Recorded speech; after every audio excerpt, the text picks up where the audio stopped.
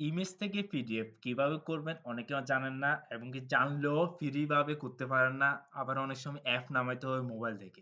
এত ঝামেলা করা লাগবে না। আপনি যেকোনো একটা ওয়েবসাইট থেকে যে করে নিতে পারবেন কিন্তু ওয়েবসাইট গুলো ফ্রি না অনেক সময় দেখা গেছে।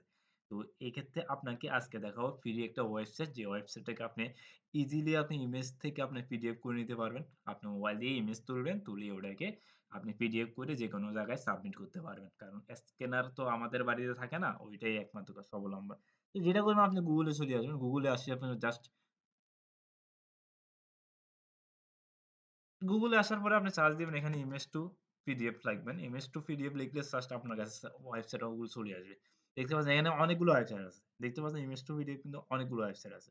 এগুলো কিন্তু ফেড ওয়েবসাইট। এগুলাতে যাইলে কিন্তু আপনাকে টাকা দিয়ে এটা করতে হবে। আপনি যেটা করবেন I love পিডিএফ ওয়েবসাইট যেটা আছে এটার উপরে ক্লিক করবেন বা I love পিডিএফ যেটা দেখা আছে এই যে ওয়েবসাইট যেটা দেখবেন এটাতে কিন্তু টাকা পয়সা লাগে না।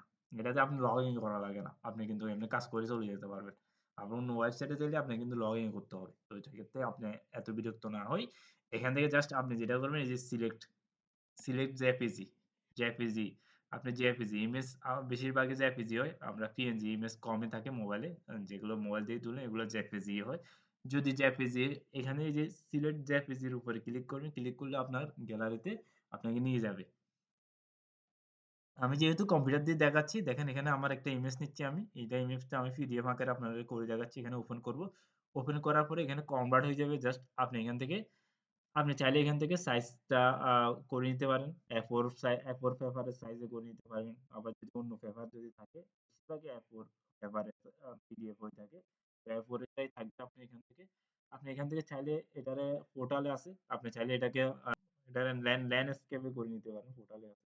তো পোর্টালে থাকার কথা। আপনি A4 সবসময় লম্বালম্বি হয়। তো সেক্ষেত্রে আপনি জাস্ট এখানে আর কিছু করা লাগবে না। আপনি margin, no margin, a small margin, যদি বিগ মার্জিন যদি চান পিডিএফ এর মধ্যে মার্জিন-টার্জিন দিতে, তাহলে এখান থেকে দিতে পারেন। পিডিএফ এ এত কিছু থাকে না। মার্জিন ছাড়াই থাকে। এখানে জাস্ট কনভার্ট এর উপর ক্লিক করবেন। ক্লিক করার পরে আপনি ৫ সেকেন্ড টাইম দিবেন। টাইম দেওয়ার সাথে, সাথে কিন্তু আপনার পিডিএফ রেডি হয়ে গেছে। এই যে দেখেন পিডিএফ অলরেডি হয়ে গেছে। এখানে জাস্ট ডাউনলোড এর উপরে ক্লিক করবেন। ক্লিক করার পরে দেখবেন আপনার এটা কিন্তু অলরেডি ডাউনলোড হয়ে গেছে। এই যে ডাউনলোড হয়েছে আমি এটা ওপেন করব। ওপেন করব কিভাবে? এখান থেকে আপনি ওপেন করলে দেখেন আমার পিডিএফটা ওপেন হয়ে গেছে। দেখেন এটা পিডিএফ আকারে ওপেন হয়ে গেছে। এখন এটা পিডিএফ এর আকারে ওপেন হয়ে গেছে। দেখতে পাচ্ছেন?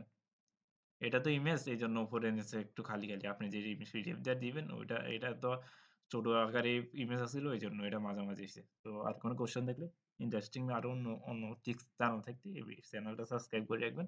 লাইক দিবেন, সাথে থাকবেন।